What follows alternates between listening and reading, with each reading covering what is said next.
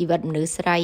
ទី1គឺស្រឡាញ់គ្រឿងអលង្ការទី2គឺស្រឡាញ់អីវ៉ាន់ផ្ទះបាយនិយាយពីខ្ញុំវិញមិនចង់ហែកគេខ្លួនឯងទេទិញមកគឺទុករហូតឃើញទាំងកេះអញ្ចឹងប្រើបានម្ដងអីញាត់កេះវិញហើយ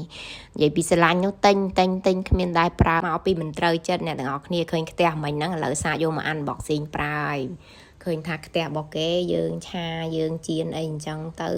វាមើលទៅល្អដែរនេះវាអត់ជាប់ផ្ទះប្រហែលជាអាចត្រូវចិត្តពីព្រោះអីពេលខ្លះទិញរបស់មិនប្រកាសថាត្រូវចិត្តយើងទាំងអស់នោះទេអញ្ចឹងបើសិនជារបស់ដែលត្រូវចិត្តគឺប្រើរហូតដល់តែចាស់ហើយក៏មិនចង់ដូរដែរហើយយើងឆាស្បៃហើយយើងសាកមកចៀនត្រីម្ដងតើវាជាប់អត់អញ្ចឹងណាអ្នកទាំងអស់គ្នា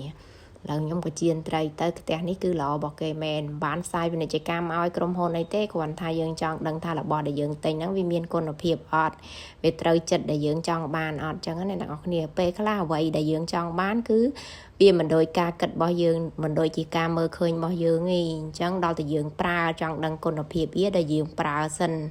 ឡូវនេះប្រើទៅគិតថាវាល្អហើយអញ្ចឹងក៏សាកល្បងអានបកស៊ីងប្រើថ្មីតែម្ដង